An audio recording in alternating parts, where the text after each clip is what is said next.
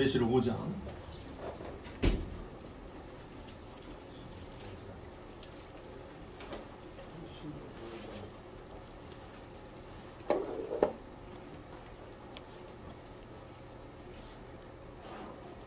1절에서 마지막 14절까지.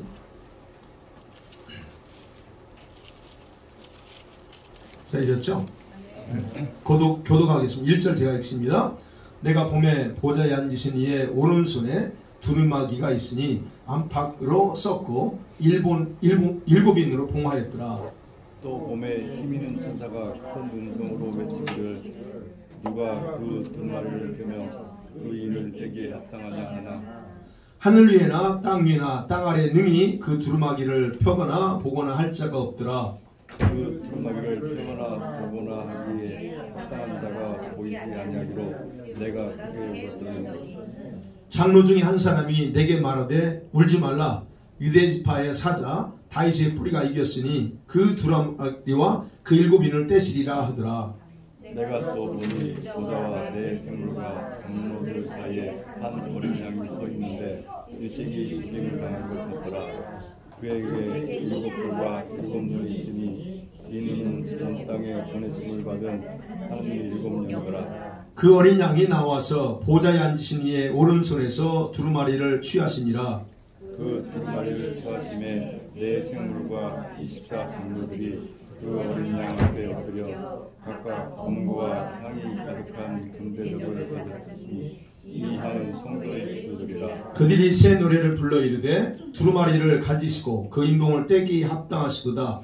일찍이 죽임을 당하사 각 족속과 방언과 백성과 나라 가운데서 사람들을 피로 사서 하나님께 드리시고 그들로 우리 하나님 앞에서 나라와 제사장을 세우시니 그들이 땅에서 왕으로 하리로다 하더라.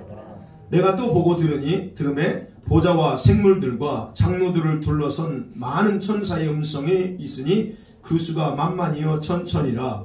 큰 음성으로 이르되 죽임을 당하신 어린 양은 능력과 부와 지혜와 힘과 존귀와 영광과 찬송을 받으시기에 합당하도다 하더라. 내가 또 들으니 하늘 위에와 땅 위에와 땅 아래와 바다 위에와 또 그 가운데 모든 피조물이 이르되 보좌에 앉으신 이와 어린 양에게 찬송과 존귀와 영광과 권능을 세세토록 돌릴지어다 하니 내 생물이 이르되 아멘 하고 장로들은 엎드려 경배하더라. 아멘.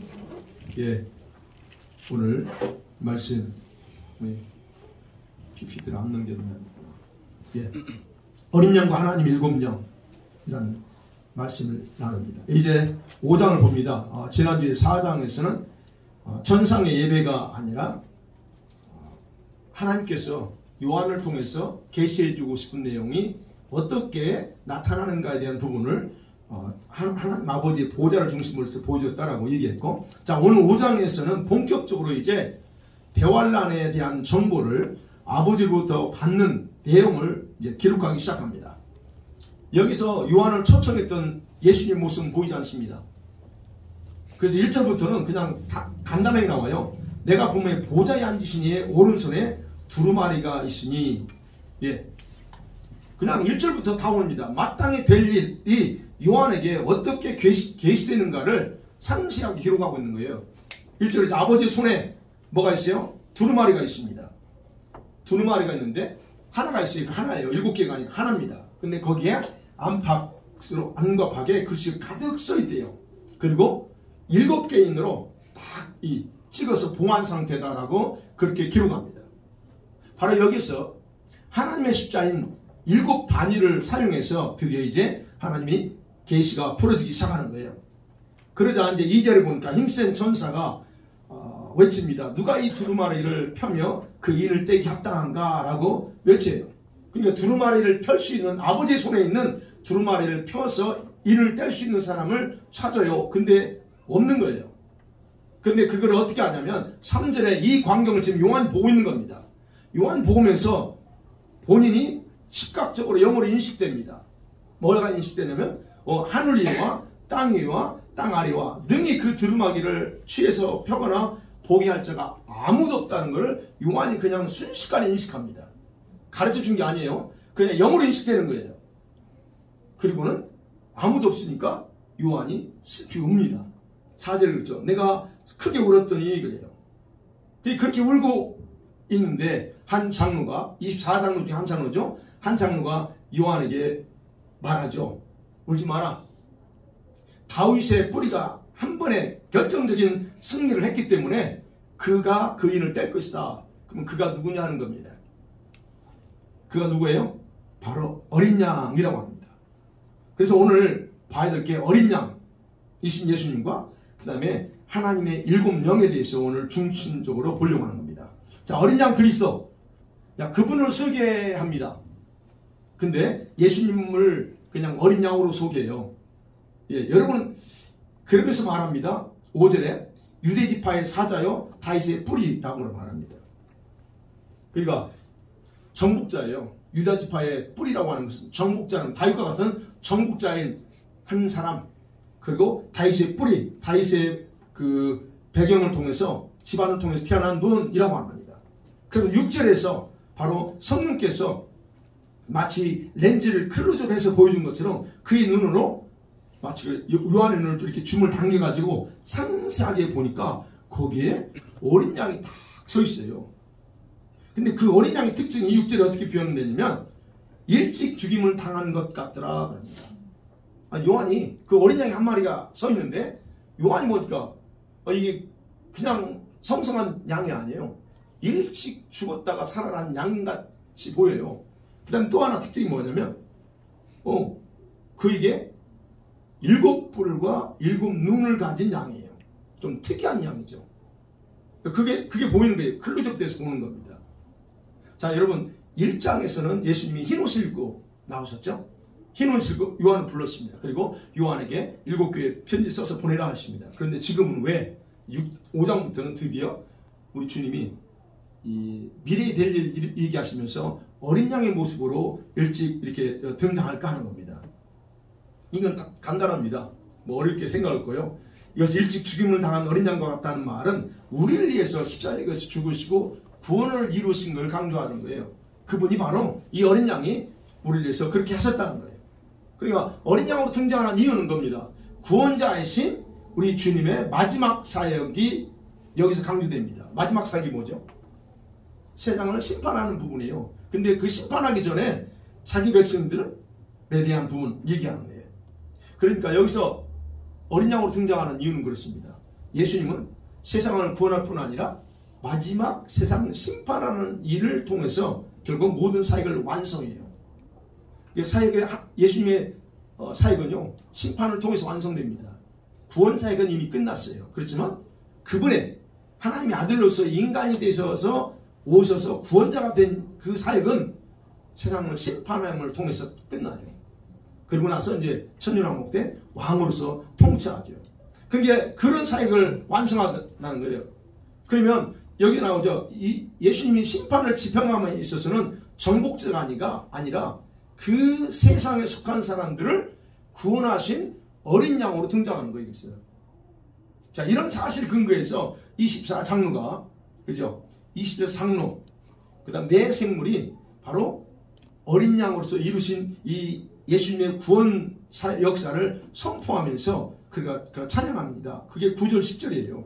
그 8절에 보면 24장로와 네 생물이 어린 양 앞에서 이제 향을 올려드립니다. 그러면서 9절 10절을 올려드려요. 두루마리를 취하고 그 인봉을 열기에 합당하신 분입니다. 왜냐하면 그가 죽으시고 피로 만국 백성을 사서 하나님께 드렸고 그들을 또한 하나님을 섬기는 왕과 제사장으로 삼으셨기 때문이다 라고 분명한 이유로 말합니다. 그리고 그의 백성들이 땅에서 통치할 거다라고 선언해요. 즉 예수님이 어떻게 해서 아버지의 손에 있는 두루마리의 그 인칭을 뗄 수 있느냐, 그 자격이 어디서 생겼느냐 하는 거예요. 바로 자기의 십자가의 죽음을 통해서 자격을 얻었다는 것을 얘기하는 겁니다. 그러니까 결국 예수님 피 흘리심이 땅에서 우리 인간에게는 구원을 가져오시지만 하늘에서는 아버지를 대신하고 또 아버지가 할 일들을 또 아버지가 하고자 하는 일을 이 예수님이 직접적으로 뭐든지 다른 사람이 아니라 예수님을 통해서 하실 수 있는 분이라는 것을 분명하게 가르쳐주는 말씀이에요. 자, 그 모습을 보던 내식모가 장로들이 이렇게 이제 새 노래를 부르면서 어린 양이신 예수님을 찬양하죠. 그 구원사를 찬양하는 거예요. 자, 이런 찬송과 경배를 다 끝나고 나니까 11절 이하에 보니까 어떻게 해요? 수많은 천사들이, 수많은 천사들이 하나님을 또 찬양합니다. 마치 하나님이 아니고 어린 양을 찬양해요. 11절에 그러죠. 수많은 천사, 만만여 천천인 천사들이 이르되 죽임을 당하신 어린 양은 능력과 부와 지혜와 힘과 존귀와 영광과 찬송을 받으시기 합당합니다 라고 얘기합니다. 아버지를 찬양하지 않아요. 자기 생명을 바치고 인간을 구원하고 하나님의 심판을 최종적으로 완성하실 어린 양이신 그분의 이름만 찬양합니다. 그리고 그 찬양이 끝나니까 또 어떻게 해요? 13절을 보면 그죠? 하늘 위에와 땅 위에, 땅 아래, 바다 위에 그 가운데 있는 모든 피조물들이 이제는 아버지를 같이 찬양합니다. 보좌에 앉으신 이와 어린 양에게 찬송과 존귀와 영광과 권능을 세세토록 돌릴지다 그럽니다. 천사들까지는 어린 양이신 예수님의 구원을 찬양했습니다. 그런데 이제는 피조물들은 누구를 찬양해요? 아버지와 이 예수 그리스도 그분의 어린 양이신 그분을 찬양하며 영원토록 경배하라고 외쳐댑니다. 요한은 이걸 지금 모든 피조물들이, 지상에 존재하는 모든 피조물들이 하나님과 예수님을 경배하는 것은 눈으로 본 게 아닙니다. 귀로 들었어요. 천사들이 찬양하는 눈은 봅니다. 그런데 이 피조물들이 주님을 찬양하고 경배하는 건 귀로 노랫소리를 듣습니다. 자, 이와 같이 모든 만물들의 찬양과 경배를 보면서 여러분과 우리가 이 말씀을 볼 때 저는 무슨 말씀이 생각나냐면 빌립보서 2장이었어요. 빌립보서 2장 9절, 10절, 11절. 그렇죠. 하나님이 그를 지극히 모든 이름 위에 높여서 모든 무릎이 다 예수님 발 앞에 꿇게 하고 이거예요. 왜 아버지가 예수님께 모든 만물을 무릎 꿇게 했어요? 자기 생명 바쳤기 때문에, 피 흘렸기 때문에. 그래서 그런 일을 하도록 권세를 아버지께서 예수님이 주셨다는 거예요. 그러니까 결국 어린 양으로서 이 예수님이 아버지의 뜻을 순종해서 구원자가 되셨기 때문에 아버지께서 허락한 그런 영광과 존귀에 대한 찬양과 경배를 바로 천상에서부터 실제로 이렇게 천상에서 예수님의 구속사역을 찬양하고 있다는 걸 보여주는 겁니다. 그러니까 우리 인간은 어때요? 당연히 그분을 찬양하고 경배하는 건 당연하다는 거죠. 그래서 우리가 생각해야 돼요. 어린 양으로서 죽임을 당하시고 우리에게 구원을 주신 오직 예수님만이 우리가 경배하고 그분께 영광 돌려야 할 대상입니다. 아멘. 오직 다른 거 없어요. 누구도 예수님께 돌려야 될 영광 도둑질하고 그분께 돌려야 될 존경을 도둑질하는 것을 예수님은 절대 허락하지 않습니다. 그래서 우리들은 이 부분에서 매우 조심하셔야 돼요. 말이라도 조심하셔야 됩니다. 하나님께 돌려야 될 것을 내가 마치 한 것처럼 굉장히 주님이 싫어하십니다. 여러분이 조금 기도하고 좀 성령님이 깊이 여러분을 터치하고 나갈 때 주님이 어디까지 터치하면 그런 거 거기까지 가요. 여러분의 입에서 나오는 한마디 한마디를 굉장히 주시하고 그 말씀에 대해 예민하게 반응하십니다. 어떻게 예민하게 반응할까요? 제가 말했어요. 여러분의 팩트를 얘기하더라도 어떤 사람에 대해서 팩트를 얘기할지라도 그 팩트 속에 여러분의 감정, 느낌, 움직임을 그대로 다 파악하고 계세요.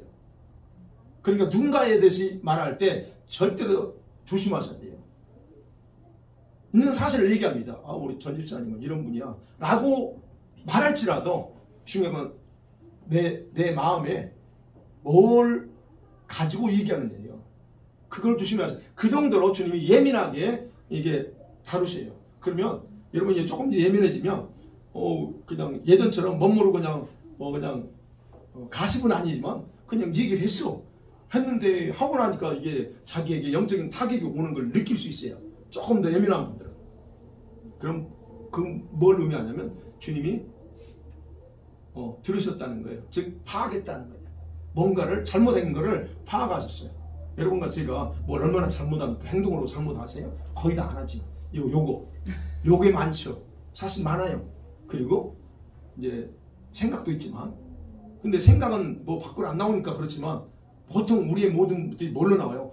혀를 통해 나와요. 그래서 그런 부분에서 주님이 굉장히 주시해요. 그래서 모든 건 하나님께 영광 돌려야 돼요. 하나님 때문에 하나님이 하셨어요라고 그렇게 영광 돌리는 그게 절대적으로 우리에게 습관화되는 줄 믿습니다. 그거를 우리가 생각할 수 있다는 거예요. 그 다음에 두 번째로 생각할 수 있는 게 하나님의 일곱 영에 대해서 봅니다. 4장에서는 하나님의 일곱 영이 보좌 앞에 켜져 있는 등불로 비유되어 있어요. 5절에 보니까 우레소리가 나고 보좌 앞에 켠 일곱 등불이 일곱이 있으니 이는 하나님의 일곱 영이라 그렇게 기록되어 있습니다. 그런데 오늘 5장에서는 어떻게 해요? 하나님의 어린 양이신 예수님의 머리에 뭐걸로 되어 있어요? 일곱 뿔이 있고 일곱 눈이 있는 걸로 기록되어 있습니다. 그런데 그게 뭐냐? 6절에 보니까 이 눈들은 온 땅에 보냈음을 받은 하나님의 일곱 영이라 그렇게 묘사되어 있습니다. 그러니까 이게 뿔과 눈이 일곱 영이래요. 네. 여러분 성경에는 일곱 영에 대해서 구약에서부터 나옵니다. 구약 최초에 어디서 나올까요? 여러분 구약 이사야 11장 2절에 나와요. 최초의 일곱 영이 나옵니다. 물론 그 이사야 11장 2절에 우리 성경에는 뭐랄까요? 그 번역이 명확하게 나오지 않아요. 그래서 그 일곱이 아니라 6 스피릿으로 6 스피릿인 것처럼 이해가 됩니다. 근데 영어를 보면 정확하게 구분되어서 기록되어 있어요. 첫 번째가 뭘까요? 위로부터 말하는 영, 여호와 영, the spirit of God upon 위로부터 말하는 영, 여호와 영입니다. 이게 제일 중요해요. 그 다음에 뭐가 있을까요? wisdom, spirit of wisdom, 그 다음에 understanding, 총명의 영이라고 말합니다. 그 세 개죠. 그 다음에 뭘까요? 모리악, counsel and mighty예요. 모리악과 재능이에요. 그럼 5개죠. 그 다음에 6, 7번째 뭐예요? 지식의 영, 그 다음에 여호와를 경외하는 영, fear of the Lord입니다. 예. 이게 바로 일곱 영이에요. 하나님의 일곱 영. 제가 늘 강조하는 것처럼 하나님의 일곱 영과 일곱 불의 기름 부음을 받아야 된다고 강조하는 게 바로 이제 여기 오늘 나오는 거예요. 그러니까 여러분 일곱 영은 성령 일곱이라는 게 아니에요. 오해하시면 안 돼요. 성령 일곱이야 이게 아니에요. 일곱 영은 성령의 일곱 가지의 디바인 펑션을 얘기하는 거예요. 신적인 기능을 나타내는 표현이에요. 하나님을 아버지를 우리 구약의 하나님을 여호와라고 말합니다. 그죠? 이스라엘의 하나님이라고 합니다. 그 뭐예요? 그때 나타난 그 기능면에서요. 아도나이 또는 엘로임, 여호와, 여호와 샬롬, 구약의 이름들이 나오잖아요. 기능이에요. 그분의 한 분이신데 그분이 나타날 때 어떤 펑션에 있어서는 다르게 이렇게 나온다는 걸 얘기하는 거예요. 그래서 하나하나 설명할게요. 첫 번째, 위로부터 임하는 영이라고 그랬죠. The Spirit of God upon. 위로부터 임하는 이 뭐냐는 거예요. 여기서 임한다고 하는 단어는 정착한다는 의미예요. 자리를 잡고 거한다 하는 뜻이에요. 임한다고 하는 게. 이사야 61장 1절에 그런 말이 있죠. 여호와 영이 내게 임하셨으니 내려오셨으니 그래요. 그걸 누구한테 그랬죠? 예수님께. 누가복음에 보면 4장에 보면 하나님의 영이 여호와께 임했어요. 그게 바로 위로부터 임하는 영입니다. 그게 또 나오죠. 사도행전 2장 1절에서 4절의 오순절날 마가 다락방에서 거기 120명의 성도들에게 뭐가 임해요? 성령이 위로부터 임합니다. 그게 바로 여호와의 영, 위로부터 임하는 영이에요. 사도행전 10장 38절에서도 예수님에 대해서 얘기합니다.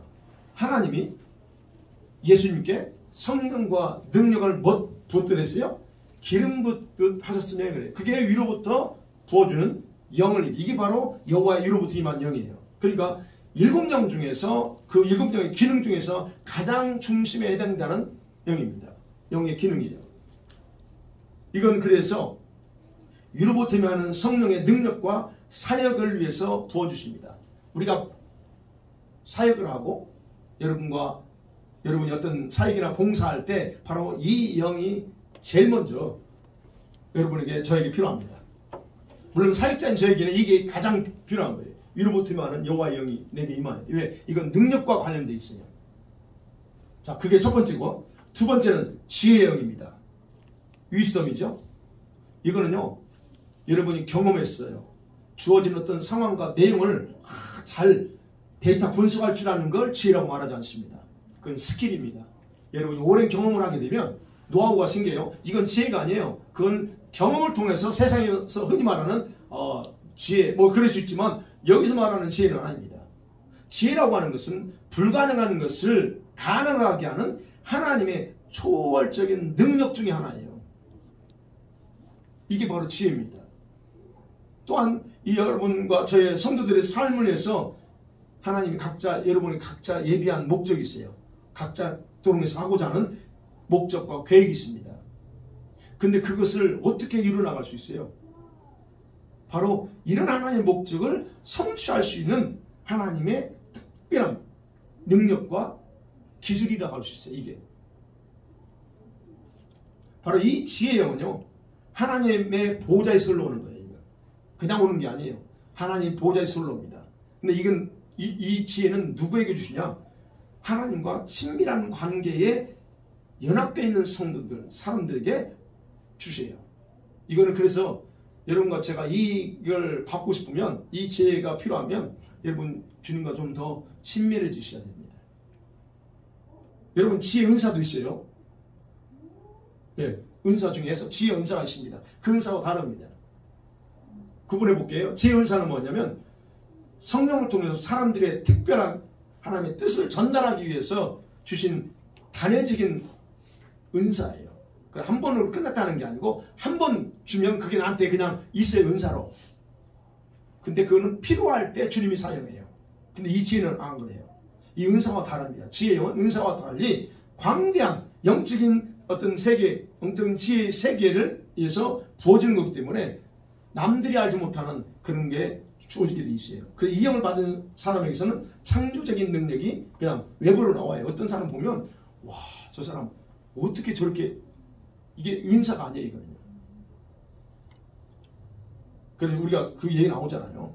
출애굽기 28장에 성막을 칠 때 두 사람을 지명합니다. 하나님이. 두 사람 기억나시죠? 누구죠? 부살렐과 올리압을 지명합니다. 그리고 그게 뭘 부어줘요? 바로 이 지혜의 영을 부어줘요. 그러니까 그가 그 지혜를 받아보니까 아주 조각하고 뭐 하는데 기가 막히게 합니다. 남들이 전혀 생각, 이게 바로 지혜의 영이에요. 그 다음에 세 번째 총명의 영이 있습니다. 총명의 영은 지혜와 한쌍이에요. 지혜와 총명 있습니다. 이건 한쌍은 성령의 기능인데, 여러분 하나님의 계획에 구체적인 어떤 내용들을 섬세하게 좀 이렇게 이해하는 능력이 바로 총명입니다. 언더스탠딩이에요. 똑똑하다 이게 아니에요. 참 좀 스마트해 이게 아닙니다. 네. 예를 들어서 그래요. 하나님 말씀이요. 이게 하나님 기록된 말씀이 여러분 구약에 선포된 말씀이 신약에서 성취됩니다. 근데 그런 조각조각 나눠져 있어요. 말씀들이. 근데 그 말씀을 하나로 엮어낼 수 있는 성령의 어떤 능력, 이게 바로 총명이에요. 그러니까 여러분이 말씀을 읽으면서 혹시 만약에 총명이 있다면 하나님 말씀을 읽으면서 여러분 보면 돼요. 내가 하나님 말씀 읽는데 이게 앞뒤가 탁탁 이렇게 어디 보는데 탁탁 꿰져는 그게 그냥 와. 그게 이 총명이 임한 거예요. 그래서 하나님의 말씀에 대해서 깨달을 수 있게 해주는 성령의 중요한 기능 중에 하나다. 그래서 여러분이 하나님 말씀 읽고 들어도 깨달음이 없다. 그럼 이 총명 달라고 기도하셔야 돼요. 여러분이 총명이 없는 거예요. 그럼 하나님 나는 왜 이렇게 들어도 못 깨달아요? 그러면 달라고 하셔야 돼요. 깨달음은 바로 여기에서 나오는 거예요. 그래서 총명의 영의 도움 없이는요, 말씀을 깨닫고 이해하는 게 그렇게 쉽지 않습니다. 잠깐 그래서 임팩트 받고 내가 도전 받았어, 이걸 얘기하는 게 아니에요. 여러분이 하나님 말씀 들을 때마다 그 말씀을 들으면서 깨닫고 그러면서 좀 이렇게 더 깊이 자신을 볼 줄 알고 하는 이런 것들이 이 총명이 오면 그 목적이 그런 부분이죠. 우리의 이런 어떤 주님과의 관계 속에서 무디고 어두운 부분들을 이렇게 좀 밝히 하게끔 해주는 거. 이게 바로 총명이라는 거예요. 그래서 특별히 목회자들이 이 총명이나 우리 여러분이 그게 있으면 좋아요. 말씀 속에 감춰진 여러분 영적인 진리를 캐내는 영이니까. 에베소서 그래서 1장 17절 19절에서 뭐라고요? 지혜와 계시형 달라. 이 기도하셔야 됩니다. 주님, 제가 그 기도를 많이 해요. 그래서 그런 면에서 제가 얼마나 감사한지 저보다 이 지혜와 계시형을 부어달라고 누가 더 많이 있겠어요? 아이고, 저는 별로 많이 아는 것 같은데 거기는 맨날 주님, 목사님이 지혜와 계시형을 주셔서 정말 하나님 말씀 이게 어느 순간부터 열리더라고. 그게 감사한 거예요. 근데 그게 기도해야 돼요. 이거는 지혜와 계시형을 달라고 기도해야지. 이거는 구하지 않으면 안 줘요. 그래서 이 야고보도 그랬잖아요. 네 지혜가 부족하니 달라고 해라. 이게 달라고 해주지 안 달라고 하는데 왜 줘요? 안 주죠. 그게 바로 총명, 지혜형, 총명형이다 하는 거. 그 다음에 네 번째가 이 모략의 형 또는 지략이라고 하죠. 우리 한국말로 모략, 카운셀입니다. 이거는요 조금 더 깊어요. 하나님의 깊은 생각이나 아버지의 비밀한 어떤 생각들을 깨달을 수 있는 영이에요. 이 영을 받으면 여러분들이 뭐랄까요? 하나님이 뭔가에 대해서 계시해 주는 것을 이해할 수 있게 하는 능력이거든요. 그러면 여러분이 아버지 마음이 뭔가? 제가 가끔 아버지 마음이 뭘까? 아버지의 뜻이 뭐지? 그래서 여러분이 하나님의 뜻이 뭐냐고 저한테 묻지 마시고 이걸 기도하셔야 돼요. 하나님, 이 모략이 필요한 거예요. 하나님의 계획이 뭔가, 아버지 마음이 뭔가를 바로 이 영을 받으면 그것이 파악이 돼요. 그래서 이걸 여러분이 요구하셔야 됩니다. 하나님 마음, 생각 알고 사역에 대해서도 아이들을, 가족에 대한 마음도 알게 해달라고 기도할 때 바로 이 모략의 영을 주세요. 그걸 통해서 압니다. 그래서 도대체 나를 위한 하나님 계획이 뭘까? 모르죠? 그럼 이거 달라봤어요. 정말 그래요. 그래서 이 모략의 영은요, 여러분의 요령, 여러분이 가지고 있는 요령 있잖아요. 그런 능력, 이런 것들이요, 이 편협한 생각을 의지하지 않도록 만들어요. 이건 내 생각은 겨우 조금이야. 근데 이 영이 임하면 그게 아니야. 이거는 더 깊은 걸, 이런 식으로 여러분이 이렇게 바뀌어갑니다. 그게 모략의 영입니다. 그 다음에 다섯 번째, 이 모략과 한쌍을 이루는 게 뭡니까? 권능입니다. 능력이에요. 마일이. 하나님의 능력과 힘을 말하는 거죠. 하나님은요, 저와 여러분 모두가 힘없는 무능력한 성도로서, 종으로서 살기 원하지 않습니다. 이 권능의 영은 여러분 반드시 주님께서 누구에게나 다 주기를 원합니다. 물론 다른 영도 마찬가지지만. 왜요? 여러분과 제가 고난과 어려움이 있을 때 정면으로 맞설 수 있고 그 상황 속에서 이길 수 있도록 하는 게 뭐냐? 바로 이 권능이에요. 그 영. 그래서 여러분이 능력을 행사할 수 있다는 얘기예요. 그래서 이 권능의 영을 받으면 여러분의 믿음이 점점 자라게 만듭니다. 이 영이 임할 때 여러분의 믿음이 자라요. 네. 그래서 이 권능의 영은, 능력의 영은 여러분 모든 성도들을 위해서 준비된 부분입니다. 그래서 여러분이 지금 여러분의 옷을 보면 내가 이 영은 받았구나 하는 부분이 있고, 받아서 지금 나한테 작동하고 있구나 하는 걸 여러분이 스스로 느낄 거예요. 왜요? 믿음을 잘하게 한다고 했잖아요. 그러면 여러분 잘 보세요. 그러면 이 영은 여러분이 보통 이게 조금 마음이 오픈하고 하나 앞에 내가 진짜 이대로는 안 돼 하면서 마음만 작정하면 이 부분은 주셔요. 왜? 여러분을 믿음을 성장시키려고 원하니까. 여러분을 바꾸기를 원하시니까. 그럼 주셔요. 그래서 그런 부분이에요. 그래서 에베소 3장 16절 눈을 강조하잖아요. 성령의 능력으로 뭘 강건하게 해요? 속사람을 강건하게 하고, 이게요 권능의 영이요. 강력한 어떤 통치력이나 속사람이 유혹을 이겨내게 하는 그 강건함이 어디서 오냐? 바로 이 권능의 영이에요. 그러니까 여러분 이 부분 아마 여러분 거의 다 받았을 거예요. 근데 그것이 얼마만큼 더 강하게 나타나게 하느냐? 아니냐는 이거 약간씩 차이 있지만 그게 이제 권능형이다. 그 다음에 6번째 지식의 영이 있습니다. 지식의 영은 뭐예요? 하나님으로 알게 하는 기능을 가진 거예요. 여러분 하나님을 하나님으로 안다는 거, 여러분이 이 말이 쉬운데 말은 쉬워요. 하나님을 할 당연히. 그런데 여러분 행동은, 삶은 하나님을 하나님으로 알지 않고 살아요. 지난주에 말씀드렸잖아요. 여러분 말로는 하나님을 신앙하는데 행동은 하나님 안 믿어. 신앙 안 한다고. 그럼 말이 하나님을 신했다면 행동도 하나님을 신하게 해야 된다고 했잖아요. 디도서의 1장에서요. 바로 이 얘기예요. 하나님을 하나님으로 알게 하는 기능, 이 바로 지식이 임해야 돼요. 이 지식의 영은 쉬지 않고 일하시는 하나님을 경험하게 할 수 있는 부분이에요. 이 지식의 영이. 이 지식의 영이 나면 여러분 공부를 잘한다거나 뭐 사업을 이런 차원이 아닙니다. 이 지식이 임하면요, 마치 옆에서 대화하는 것처럼 그분의 마음과 생각들을 조금 더 빨리빨리 알게 되고, 캐치되면서 그렇구나. 그래, 누군가와 대화를 할 때 여러분이 지식이 영이 임하면 정도에 따라 약간 다르지만 다른 사람과 대화할 때 그 상대의 그런 부분들을 어느 정도 이렇게 바로바로 영으로 캐치할 수 있는 그런 부분도 나타나요.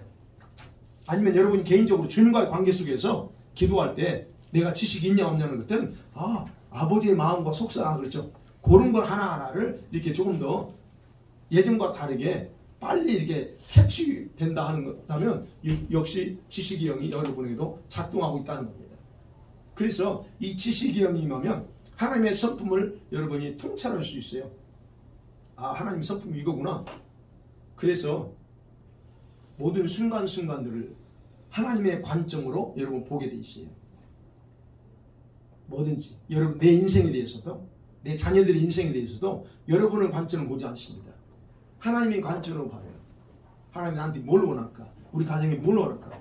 이 관점으로. 근데 이제 관점으로 볼 수 있기는 하는데 그 다음에 이제 그것을 내가 액션으로 아버지가 이거구나. 그러면 내 행동을 바꾸지 않고 말을 바꾸지 않으면 그건 여러분에게 효과가 없습니다.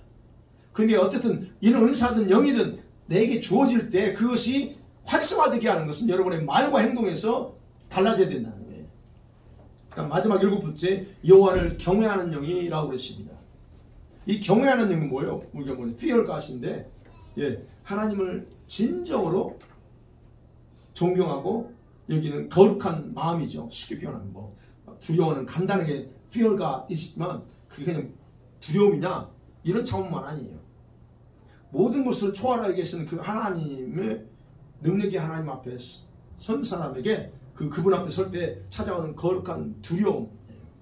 그래서 그분 앞에 내 멋대로 서서 이 두려움의 여호와를 경외하는 영이 오면 함부로 내가 이게 할 수 없어요. 그분이 두려워요. 그분 무서움이 아니고 내가 이렇게 하면 죽일 것 같아서 그런 무서움이 아니고 그분에 대한, 그분이 얼마나 존귀하고 높으신 분인가, 그 위험 앞에 내가 감히 이런 마음을 갖게 돼요. 그러니까 감히 아버지 그 부분 앞에서 함부로 행동하고 함부로 말하는 거, 이게 안 돼요. 쉽지 않아요. 여러분 어떠세요? 이 두려움의 영, 이게 바로 이 영을 받으면 그렇습니다. 그래서 이 하나님의 영을 아는, 이 두려움의 영을 받으면 하나님 아는 지식이 점점 성장해요. 여러분에게. 그래서 그 하나님에 대해서 이제 그분이 얼마나 위대하신가를 알게 돼. 물론 우리가 성령 임하고 내가 은혜 깊이 들어가면 내가 이렇게 살아서는 안 되지, 이런 것도 그렇지만, 그러나 그것보다 더 근본적으로 이 여호와를 경외하는 영이 오면 여러분 모든 그 생각이나 말에서 정말로 말과 행동이 절대로 함부로 할 수가 없다는 거예요. 그리고 하나님의 영광 앞에서 두려움을 갖게 돼. 그분의 이렇게 목회자인 저 입장에서는 하나님 앞에서 여러분에게 이렇게 저렇게 말하고 내가 가끔 나는 1대1로 얘기할 때는 하나님 아버지 앞에 내가 이렇게 아들이니까 그런 차원에서 이제 이렇게 저렇게 좀 마치 아버지 앞에 내가 하는 것처럼 재롱 같은 거 떨고 이런다 하지만, 그러나 사적인 가운데는 그러지 공적으로는 절대 그렇게 못해요. 여러분, 제가 말씀드렸잖아요. 예수님 보면 제일 먼저 예수님 안아줄 거야. 예수님 보면 그분 앞에 공적으로 딱 하면 여러분은 꼼짝없이 엎드리게 돼 있어요. 사적으로야 주님이 내 친구 어쩌고 말할 수 있다는 얘기예요. 근데 바로 이 두려움에 경외하는 영이 오면 절대 그런 부분이 안 돼. 그분은 그래서 함부로 단어 쓰는 것도 조심하게 돼 있어요. 함부로 못해요. 강단에서 마이크 잡고 여러분 좀 써서는 안 되는 말들 욕하거나 이런 거, 이건 아주 진짜 무서운 겁니다. 무서워요. 하나님께서 아무리 제가 하나님과의 관계에 있어서 그분과 친밀하다고 하니까 나는 내가 설교하면서 아버지 앞에서 여러분에게 설교하면서 내가 마치 농담한 식으로 그게 말을 한다면, 그거는 여러분이 들을 때는 우리 목사님은 하나님과 너무 가까우니까 저렇게 농담하나 보다 라고 말하지만, 그거는 여러분 받아들이면 안 돼요. 그건 제가 주님과의 친밀함이 있어서 그런 게 아니고 하나님을 겁 없이 함부로 얘기하는 거예요. 절대 그러지 않습니다. 여러분, 제가 여러분 앞에 내가 하나님과 너무 가까워, 그래서 여러분한테 얘기했는데, 내가 하나님대로 안 하면 내가 생명책에서 여러분의 이름을 지워버릴 거야. 이런 말 내가 한다면 여러분 어떻게 생각하겠어요? 어떻게 받아들일게요? 여러분들은 저를 좋아하시는 분들, 우리 목사님 또 저렇게 농담할 줄 아네, 농담 하도 못한 농담을 하네, 그렇게 받아들일 수 있겠지만 이거 무슨 말이에요? 내가 아무리 하나님과 친밀하다 하지만 내가 어떻게 생명책에서 이름을 지워요? 근데 겁 없이 강단에서 생명책에서 이름을 지워버리게 돼요. 내 말대로 안 하면 또 있어요. 이런 일들이 지금 한국에서 일어나고 있어요. 아주 지금은 또 나 지금 그 얘기 듣고 내가 저렇게 변질될 수 있나. 어떤 유명한 목사님이 그래요. 유명한 목사님, 장모 목사님이에요. 그분이 나와서 내가 예수님 만나면 예수님께 조언하고 싶대요. 예수님한테 조언하고 싶대요. 여러분, 아무리 예수님과 내가 친하더라도 예수님이 하신 행위에 대해서 내 조언을 필요합니까? 내가 아무리 뭐라 해도 예수님한테 조언하고 싶대요. 아이고, 주기도문 있잖아요. 하늘에 계시는 우리 아버지요, 그러면서 뭐하냐, 일용할 양식을 주옵시고, 그죠? 일용할 양식. 예수님 왜 일용할 양식 하루 거만 달라고 기도하라고 했냐고. 내가 예수님 만나면 예수님께 조언할 때 예수님 그렇게 가르치지 마시고요. 하나님 일용할 양 3년치를 한꺼번에 주셨고 이렇게 조언하겠대요. 농담으로 들었겠지만 여러분, 이거 함부로 얘기하는 건 절대, 그 사람은 하나님을 두려워할 줄 모르는 거예요. 여러분이 하나님께 예수님께 조언할 게 있어요?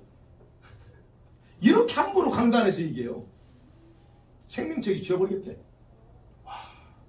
그럼 이게 지금 뭐냐면 하나님을 두려워할 줄 모르는 게요. 하나님을 경외하면 절대 그거 못해요. 내 입에서 나온 한마디에 대해서 주님이 예민하게 반응하시는데 그걸 어떻게 내가 그 말 할 수 있어요? 그래서 제가 이제 지금 내가 안 하죠 하면서 막 약간 사투리 쓰면서 했는데 제가 그거 안 해요. 지금 제가 안 하죠. 주님이 싫어해.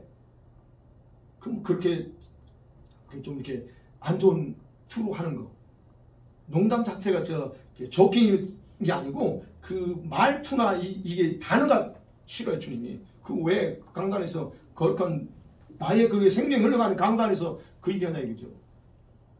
그러면요, 이게 뭐냐면 하나님을 두려워하는 영이에요. 그럴 때 감히 못해요. 그거. 근데 바로 이 경외하는 영이 임할 때 바로 이런 그분에 대한 그런 마음이 온다.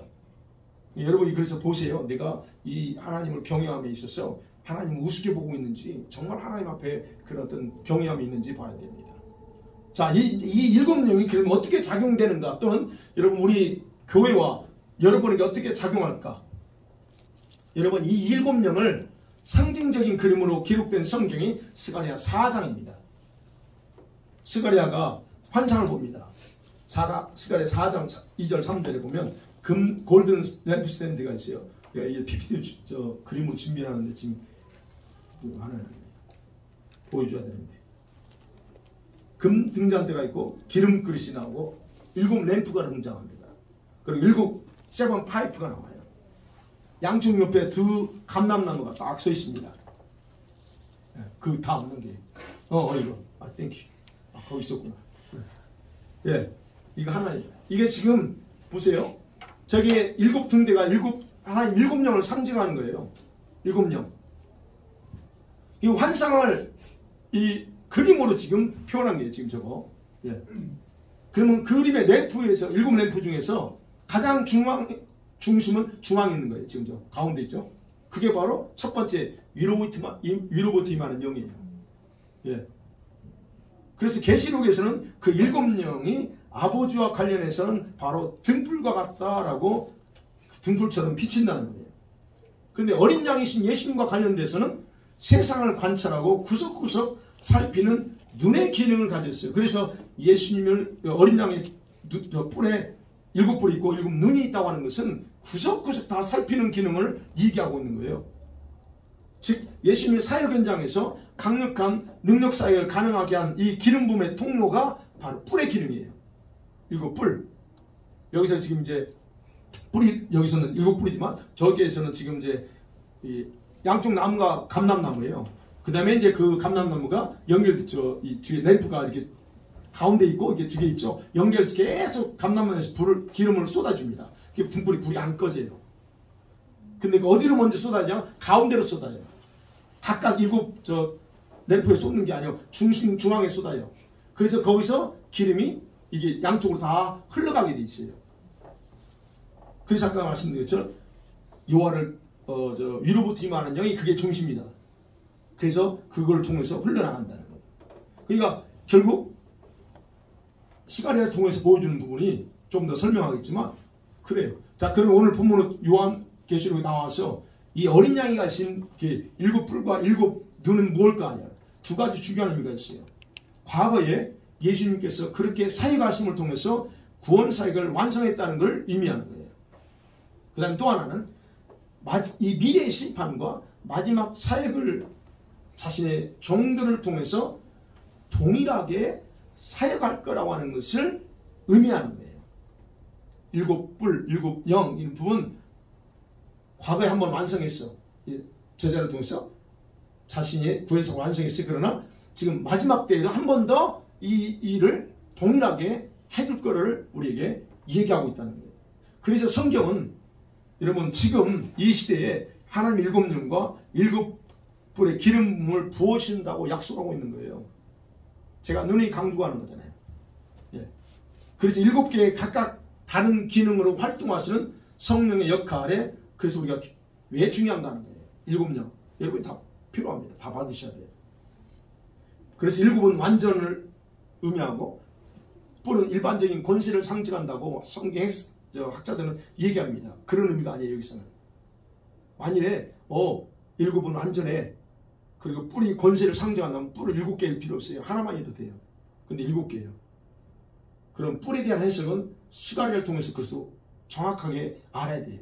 자, 7 램프가 있잖아요. 각각 파이프에 다 연결되어 있습니다. 연결된 이유가 어떻게 해요? 기름이 지속적으로 흘러서 불이 꺼지지 않게 하는 거예요. 그게. 그리고 7 등불은 스가랴 4장 10절에 보면 제가 성경 안 찾아요. 온 땅을 두루다니는 여호와의 눈이라고 그래. 하나님의 눈. 예. 그런데 그 등불에 불이 켜져 있다. 그리고 그 파이프를 통해서 계속 기름이 흘러간다. 지금 가운데 중앙을 통해서. 바로 이것을 계시록에서는 어린 양과 7불, 7영으로 표현하고 있다는 거예요. 그래서 여기서 7불은 곧 기름이 흘러가도록 연결된 파이프와 같은 의미라는 거예요. 여기서 지금 어린 양의 머리 뿔은 하나님의 여러분 성령은 이 어린 양이신 예수님의 구원사역에서 아까 활동했어요. 그리고 계속 지금도 흘려보내면서 종들을 통해서 일하고 있습니다. 그 예수님 승천후에도 마찬가지죠. 그러면 오늘날 지금 제자들 통해서 지금 역사적으로 지금까지 왔어요. 그러면 오늘날 바로 이 7명은 교회와 성도 개인에게 동일하게 부어주면서 사역을 이어가고 있다는 거예요. 그래서 아까 그랬죠. 7명의 핵심 뭐라고요? 유로보티마는요. 네. 램프 중앙 요거다. 그러니까 이것의 핵심은 뭐냐? 7명이 가지고 있는 각각의 기능을 7불의 기름범 또는 7 파이프를 통해서 계속적으로 부어주는 거예요. 핵심이라는 거예요. 그래서 여러분과 제가 이 기름범을 한 번 받고 끝내면 안 돼요. 계속적으로 받아야 됩니다. 그래야 안 꺼져요.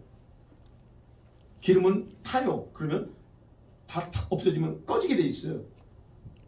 그래서 기름범은 계속 흘러가야 6개의 성령의 기능이 있잖아요. 6개의 성령의 기능이 활성화되고 왕성해지는 거예요. 그래서 7명을 여러분과 제가 받아야 되는 이유는 바로 우리 속사람이 그리스도의 장성한 분량의 성숙을 이루기 위해서 이 7명을 받아야 돼요.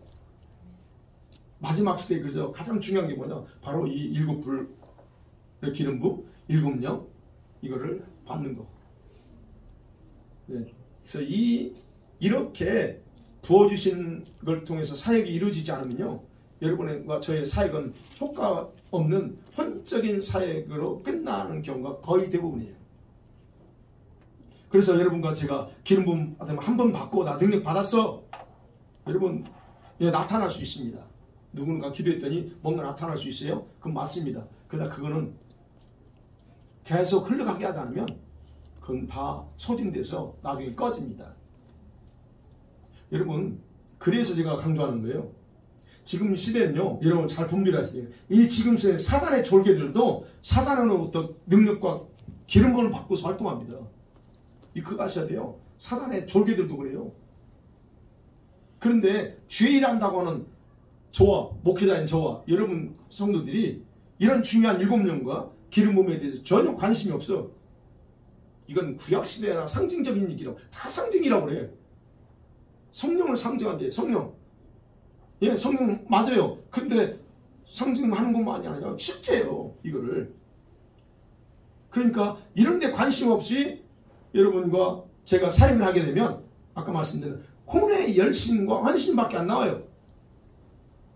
그러면서 우리 뭐니까 주의 일했어 나. 열심히 주의라고 헌신했어.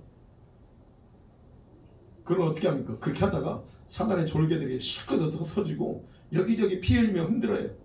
번아웃 됩니다. 그리고 뭐라고 말해요? 내가 주님을 위해서 이렇게 영광스러운 이런 어떤 일을 했어라고 스스로 착각해요. 근데 기억하셔야 될 건요. 저와 여러분이 그렇게 하든 안 하든 상관없어요. 목회자 저도 마찬가지입니다. 과연 하나님께서 그렇게 사역하라고 했을까 하는 겁니다. 저와 여러분이 혼적의 사역을 주님이 하라고 했나요? 아니에요. 주님이 그랬어요. 분명히 위로부터 임하는 성령 받을 때까지 가지마 라고 얘기했어요.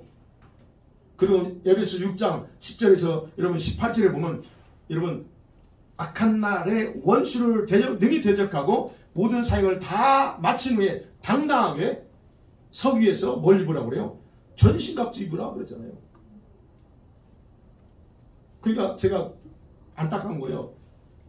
목사님 저는 이제 저 바라보고 여러분들 주일하고 봉사해요. 근데 이 전신갑주도 있지 않고 싸우는 경우가 너무 많아. 쟤도 그랬죠. 옛날에 몰랐을 때는 전신갑주도 안 입고 진짜 내가 뭐 할 것처럼 얼마나 했는지 모릅니다. 당당하게 다 나와 이 원수들한테. 근데 다 나와서 다 깨졌죠. 내가. 이게 모르니까 그런 거예요.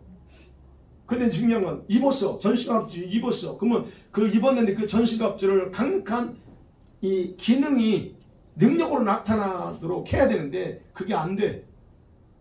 그게 안 됩니다. 뭐가 문제예요? 전신갑주를 저가 입었습니다. 하나님 전신갑주 내가 이제 주님을 위해서 헌신하고 뭐 하겠습니다. 그래서 하나님 나한테 전신갑주 입혀주세요. 입혀줘요. 그 전신갑주 입다 나오면 그런 입혀줬습니다. 그럼 입었으면 입고 뭔가 해야 될 거 아니에요. 그러면 여러분 기억하세요. 전신갑주는 정확하게 7년과 7불처럼 7개로 구성되어 있어요. 6개가 아니에요. 자 찾아보죠. 9월에 두고 그 다음에 위에 흉배 가슴 흉부에 실리띠 3개죠. 허리띠. 그 다음에 뭐예요? 발. 평안의 복음 4개죠. 그 다음에 뭐를 잡았어요? 오른손에. 성령의 검. 그 다음에 뭐가요? 믿음의 방패. 그럼 몇 개요?